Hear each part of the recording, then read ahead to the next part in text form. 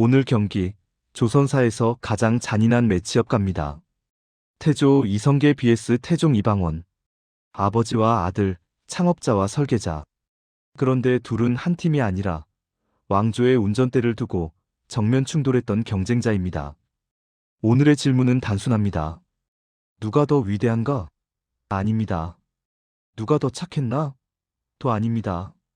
오늘은 더 차갑고 더 본질적인 질문을 던집니다. 누가 조선 500년 역사의 기틀을 만들었나? 여기서 기틀이 뭔지부터 정해야 합니다. 나라를 세우는 게 기틀이냐? 나라가 굴러가게 만드는 게 기틀이냐? 명분을 세우는 게 기틀이냐? 군대와 세금을 장악하는 게 기틀이냐? 수도를 정하는 게 기틀이냐? 권력 구조를 설계하는 게 기틀이냐? 이 기준 하나로 오늘 댓글창은 두 쪽으로 갈라질 겁니다. 먼저 선수 소개합니다. 태조 이성계는 조선을 세운 사람입니다. 고려라는 낡은 판을 끝내고 새 왕조를 여는 결단, 그 자체가 역사죠. 그는 무장으로 출발했지만 단순히 칼로만 나라를 세운 게 아니라 왜 새 나라여야 하는가라는 명분과 인재를 끌어모아 판을 갈아엎었습니다. 조선이라는 이름, 새 수도, 새 정치의 언어. 이게 태조의 링입니다. 반면 태종 이방원은 조선을 돌아가게 만든 사람입니다. 나라가 오래 가려면 멋있는 보다 중요한 게 있습니다. 누가 군대를 쥐는가? 누가 세금을 거두는가? 누가 최종 결제를 하는가? 태종은 이 질문들에 아주 단호하게 답한 인물입니다. 그리고 그 답이 깨끗했냐고요? 아니죠. 태종의 방식은 피와 통제로 요약됩니다. 그래서 오늘 경기는 누가 더 기틀을 만들었냐에서 끝나지 않습니다. 기틀을 위해 어디까지 허용할 수 있냐까지 갑니다. 오늘 심판 기준은 5개로 고정합니다. 첫째, 정통성. 새 왕조의 명분을 누가 세웠나? 둘째, 권력 구조. 왕권과 신권을 누가 어떤 형태로 고정했나? 셋째, 군사재정. 나라의 팔과 피를 누가 장악했나? 넷째, 제도행정. 백성이 체감하는 국가 시스템을 누가 굴렸나? 다섯째, 승계 안정성. 다음 세대로 권력이 안정적으로 넘어가게 했나? 이 기준으로 보면 태조는 시작에서 강하고 태종은 작동에서 강합니다. 그래서 오늘 결론은 여러분이 무엇을 기틀로 보느냐에 따라 완전히 달라질 겁니다. 여기서 딱 하나 도발하고 시작하겠습니다. 만약 태종이 없었다면 조선은 500년을 버텼을까요? 반대로 태조가 없었다면 태종은 무엇을 설계할 수 있었을까요? 좋습니다. 이제 라운드 들어갑니다. 라운드 1에서는 태조 이성계가 만든 창업의 기틀을 뜯어봅니다. 라운드 2에서는 태종 이방원이 만든 운영의 기틀을 뜯어봅니다. 그리고 라운드 3에서 같은 저울 위에 올려놓고 제가 판정을 내리겠습니다. 댓글은 미리 준비하세요. 태조 승인지 태종 승인지. 그리고 이유는 한 줄만. 나라를 세운 사람이 기틀이다. 나라를 굴린 사람이 기틀이다. 이 한 줄이 오늘 경기의 승부를 가릅니다. 자, 라운드 1. 태조 이성계부터 시작합니다. 라운드 1. 태조 이성계. 오늘은 태조를 좋은 사람으로 평가하지 않습니다. 태조는 성인군자가 아니라 창업자입니다. 창업자는 언제나 두 얼굴을 가집니다. 하나는 시대를 바꾸는 결단, 다른 하나는 그 결단이 남기는 균열입니다. 지금부터 태조가 조선 500년의 기틀을 어디까지 깔았는지, 그리고 어디에서 흔들렸는지 팩트 기반으로 심판하겠습니다. 먼저 태조의 핵심 득점은 왕조 교체를 가능하게 만든 힘입니다. 조선은 단순히 왕이 바뀐 게 아니라 국가 운영의 기준이 바뀐 사건입니다. 고려 말은 권문세족의 토지 장악, 왜구와 홍건적 등 외침, 내부 권력 투쟁이 겹치며 국가 체력이 떨어져 있었습니다. 이때 태조 이성계는 군사적 역량으로 존재감을 키웠고 결국 정권을 잡는 선택을 합니다. 여기서 중요한 건 칼만으로 왕조를 바꾼 게 아니다라는 점입니다. 새 나라를 세우려면 군사력뿐 아니라 명분이 필요합니다. 태조는 신진 사대부 세력과 결합하며 새 왕조의 정당성을 구성했고 그 과정에서 조선은 단순 쿠데타가 아니라 새 질서로 포장될 수 있었습니다. 이건 창업의 기틀 중 가장 핵심입니다. 명분이 없으면 왕조는 오래 못 갑니다. 두 번째 특점은 인재를 붙여서 설계를 시작했다입니다. 태조는 전투형 리더였지만 국가 운영은 설계형 인재가 필요합니다. 태조는 정도전 같은 개혁 관료들을 중용했고 새 왕조의 제도와 철학을 기획하는 라인을 붙였습니다. 이 대목이 왜 기틀이냐면 조선은 왕 한 명의 나라가 아니라 관료제 국가로 발전했기 때문입니다. 태조는 그 관료제의 씨앗을 초기에 붙여놓습니다. 여러분이 오늘 기틀을 제도와 구조로 본다면 태조는 단순 창업자가 아니라 설계의 시작점을 만든 사람이 됩니다. 세 번째 특점은 수도와 공간을 다시 짠 결정입니다. 국가의 기틀에서 수도는 뼈대입니다. 조선은 한양을 중심으로 국가의 행정군 사물류를 재배치합니다. 수도를 옮긴다는 건 단순히 왕이 집을 옮기는 게 아니라 권력의 축, 경제 흐름, 방어 전략을 한 번에 재설계하는 일입니다. 태조는 조선의 중심축을 새로 세웠고 이 결정은 조선의 장기 운영과 연결됩니다.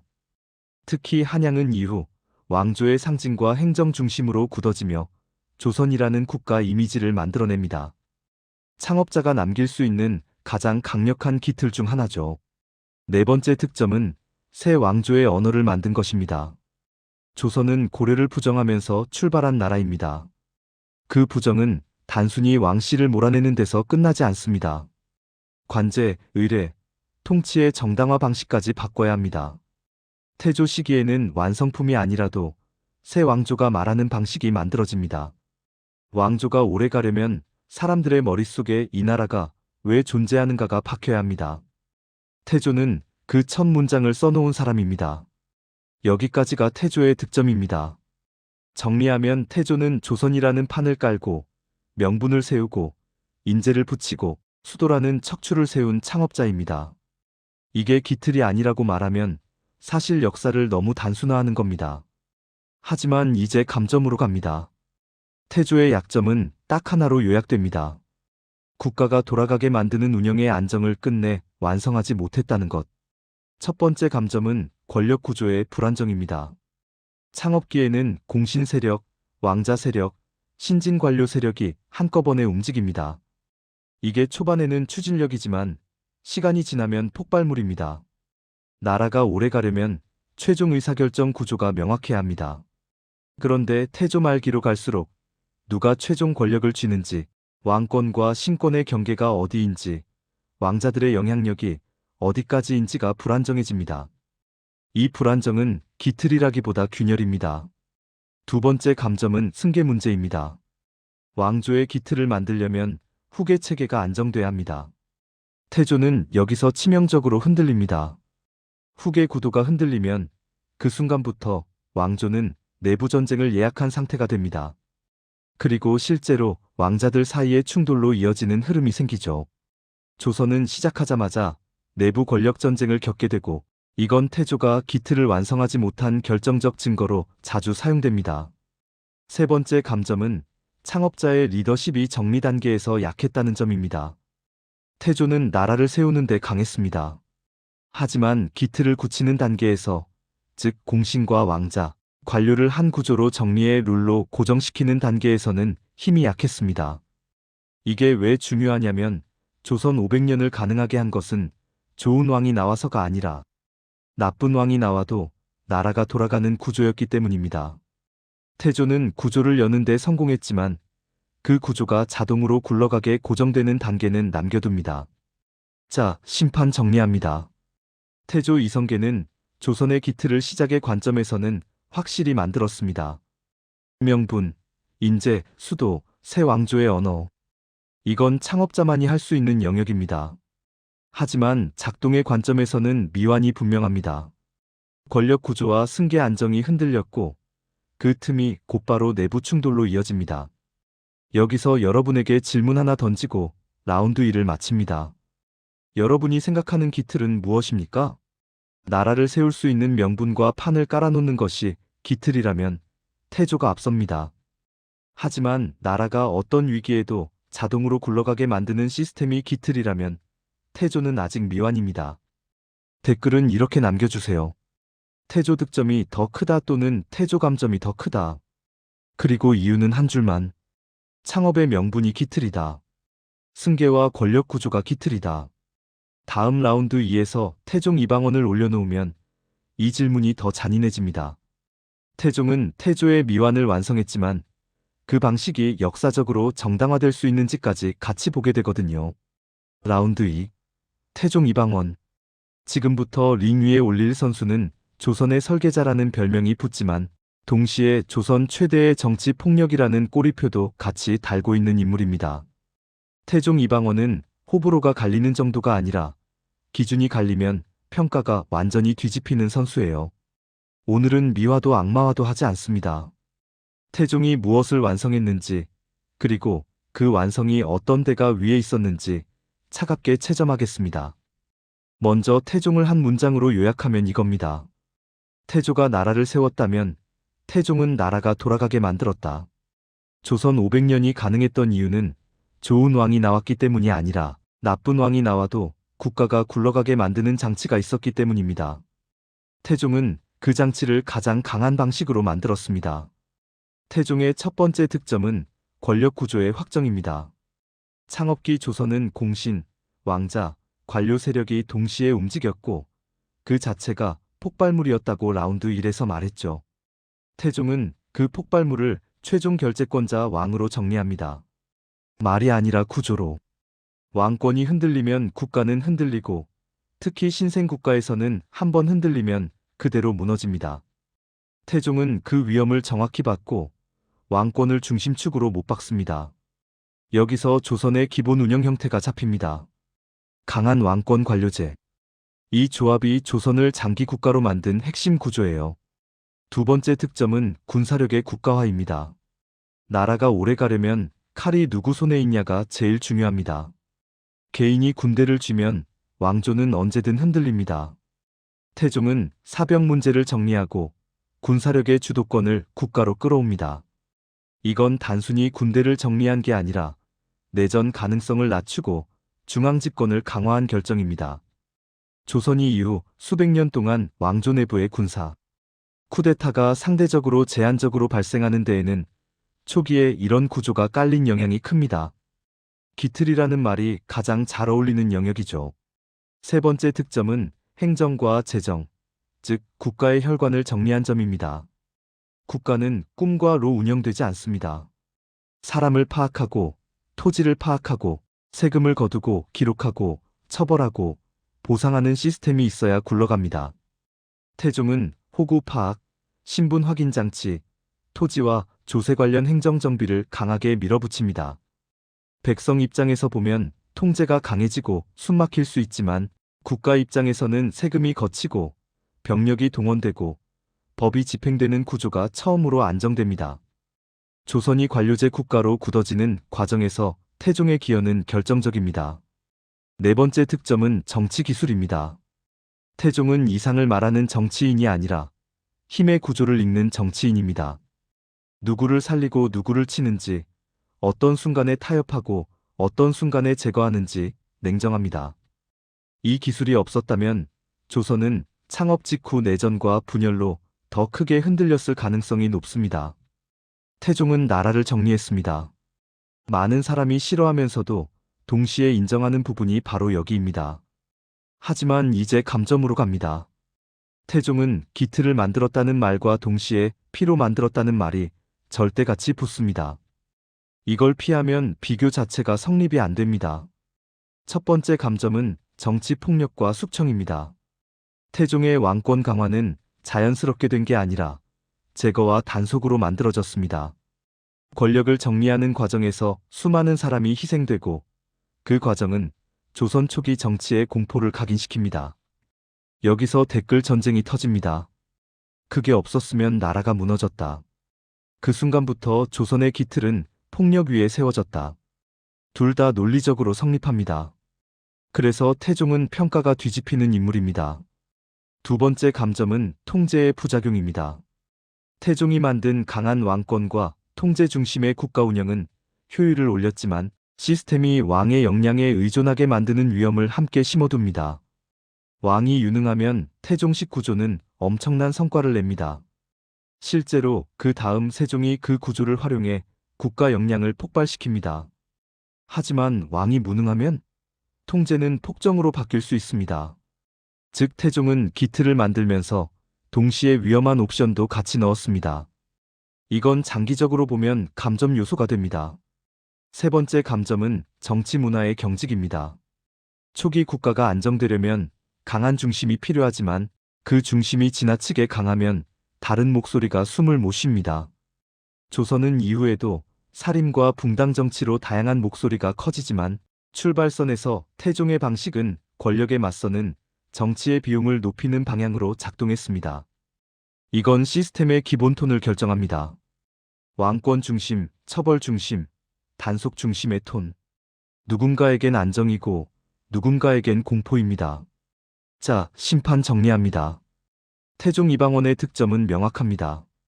왕권을 구조로 고정했고 군사력을 국가로 끌어왔고 세금과 행정의 혈관을 뚫어 국가가 자동으로 굴러가게 만들었습니다.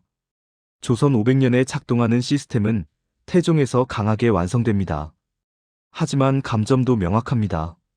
그 시스템은 피와 숙청, 강한 통제 위에 세워졌고 그 통제는 장기적으로 위험한 부작용을 내장합니다. 이제 여러분에게 질문 하나 던지고 라운드 2를 끝내겠습니다. 여러분이 생각하는 기틀은 무엇입니까? 기틀이 국가가 돌아가는 구조라면 태종이 앞섭니다. 하지만 기틀이 정치가 사람을 갈아넣지 않고도 지속되는 방식이어야 한다면 태종은 큰 감점을 피하기 어렵습니다. 댓글은 이렇게 남겨주세요. 태종 득점이 더 크다 또는 태종 감점이 더 크다. 그리고 이유는 한 줄만. 시스템이 기틀이다. 폭력은 어떤 기틀도 정당화 못한다. 이 한 줄이 오늘 승부를 갈라놓습니다.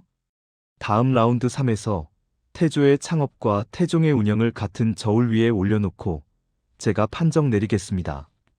라운드 3. 최종 판정 라운드. 여기까지 왔습니다. 이제는 피할 수 없습니다. 태조 이성계 vs 태종 이방원. 누가 조선 500년의 기틀을 만들었나? 이 질문은 사실 누가 더 위대했나가 아니라 국가의 기틀이 무엇이냐를 묻는 질문입니다. 오늘 영상의 댓글 전쟁은 인물의 호불호가 아니라 여러분이 국가를 어떤 기준으로 보느냐에서 터질 겁니다. 먼저 심판 기준을 다시 고정합니다. 기틀을 5가지로 나눠서 채점합니다. 1. 정통성과 창업의 명분. 2. 권력 구조의 설계와 안정. 3.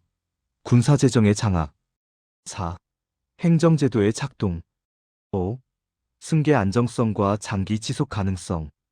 이제부터는 말로 싸우지 않고 같은 잣대로 올려놓겠습니다. 첫째, 정통성과 창업의 명분. 이 항목은 태조가 가져갑니다. 새 왕조의 문을 여는 순간은 누구나 할 수 있는 일이 아닙니다. 태조는 고려 말에 무너진 질서를 끝내고 새 질서를 열었습니다. 무력만으로 밀어붙였다면 그 왕조는 금방 무너졌을 겁니다. 태조는 명분과 인재라는 두 축을 붙여 조선이라는 국가의 첫 문장을 만들었습니다. 조선이 단순한 쿠데타 정권이 아니라 새 왕조로 자리 잡게 된 출발점은 태조입니다. 이건 태종이 대신할 수 없습니다. 그래서 2라운드는 태조의 확실한 득점입니다. 둘째, 권력 구조의 설계와 안정. 이 항목은 태종이 가져갑니다. 태조 시대의 조선은 창업기 연합정권의 성격이 강했습니다. 공신, 왕자, 관료가 동시에 움직였고 그 자체가 국가 내부의 폭발물이었습니다. 태종은 그 폭발물을 왕권 중심으로 정리합니다. 중요한 건 말이 아니라 구조로 정리했다는 겁니다.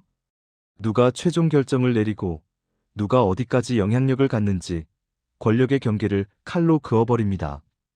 조선 500년의 권력 운영 방식은 이 구조에서 출발합니다. 그래서 권력 설계의 기틀은 태종이 앞섭니다. 셋째, 군사재정의 장악. 여기서도 태종이 우세합니다. 조선이 오래 가려면 왕이 멋진 말만 잘하는 게 아니라 실제로 나라가 움직일 수 있어야 합니다.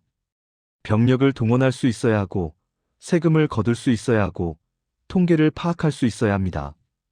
태종은 군사력의 주도권을 국가로 끌어오고 사람과 땅과 세금을 관리하는 국가 장치를 강하게 밀어붙입니다.